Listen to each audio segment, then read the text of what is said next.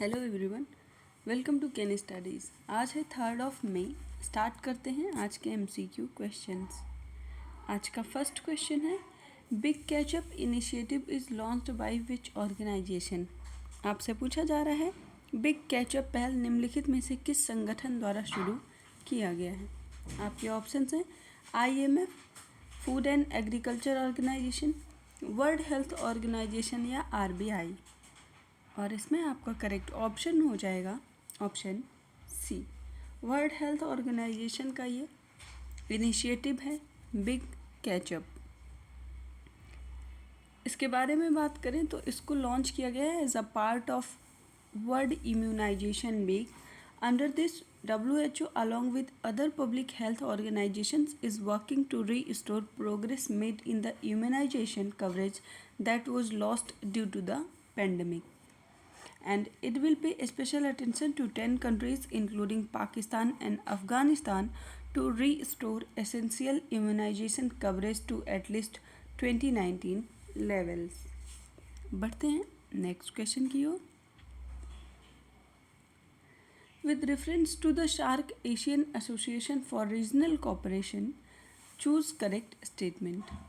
आपसे दक्षिण एशियाई क्षेत्रीय सहयोग संगठन शार्क के संदर्भ में कुछ कथन दिए गए हैं और इनमें से कौन सा सही है ये आपको बताना है। फर्स्ट स्टेटमेंट है, it was established in 1989। Second, Afghanistan was added as the 8th member of SAARC in 2008।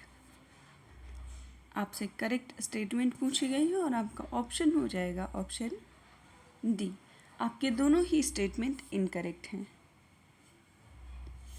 SAARC की बात करें तो उसको फाउंड किया गया ढाका में ऑन 8 दिसंबर 1985 और इसका सेक्रेटेरिएट है काठमांडू, नेपाल में।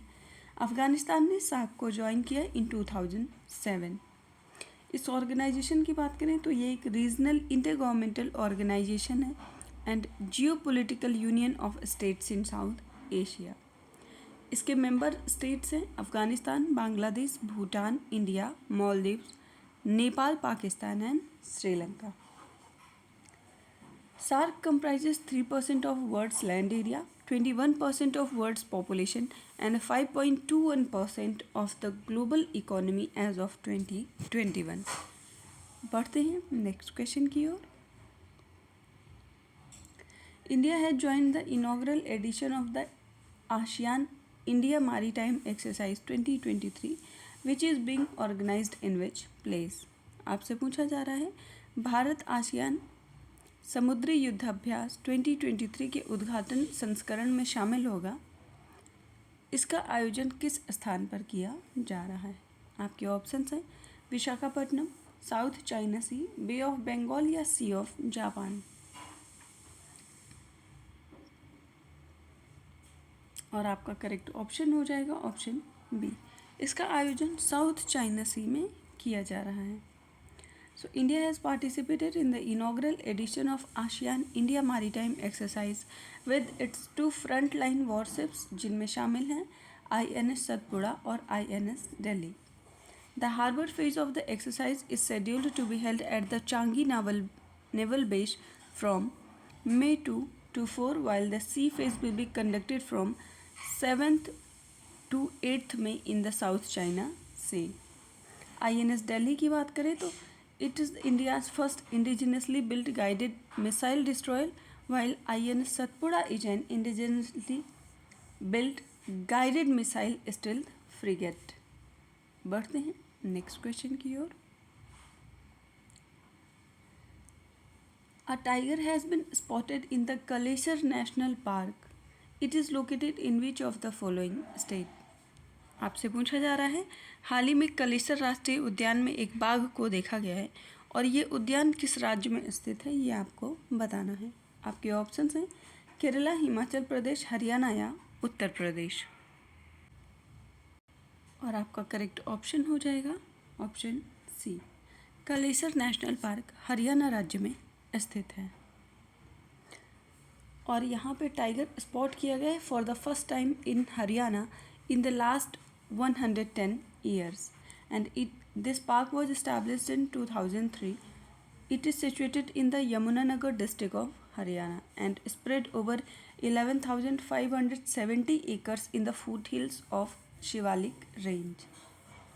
It shares border with the Himachal Pradesh Simbalbada National Park and Uttarakhand's Rajaji National Park.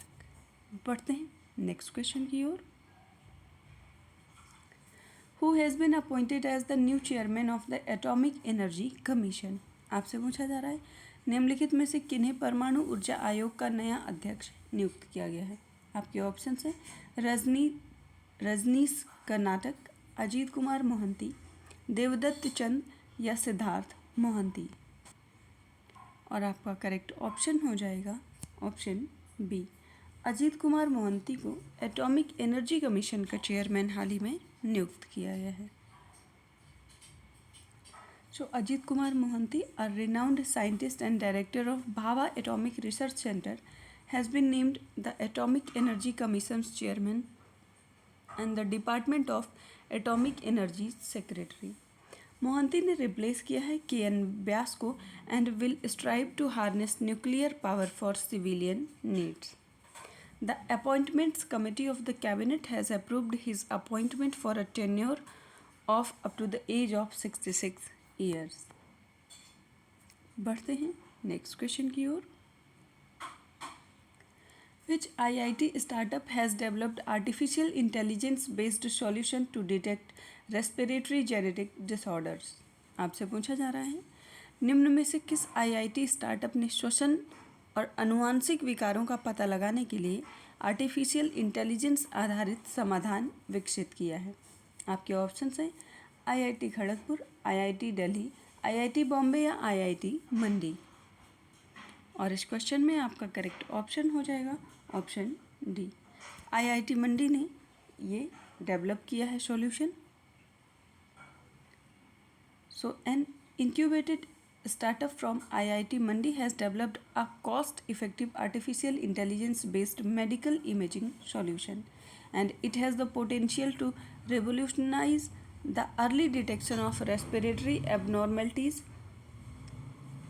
hepatobiliary diseases, and genetic disorders in the children. बढ़ते हैं नेक्स्ट क्वेश्चन की ओर. India will join international climate action in civil aviation from which year? आपसे पूछा जा रहा है किस वर्ष भारत नागरिक उड्डयन में अंतर्राष्ट्रीय जलवायु कार्यवाही में शामिल होगा. आपके ऑप्शंस हैं 2024, 2027, 2028 या 2030. और आपका करेक्ट ऑप्शन हो जाएगा option B. Bharat international climate action on civil aviation में शामिल होगा 2027 में.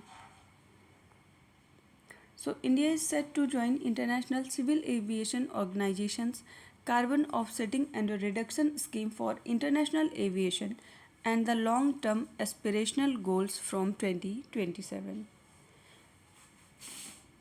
And this is responsible to reduce carbon emission from international civil aviation. It has adopted several key aspirational goals to mitigate carbon emission from aviation and its impact on the climate change.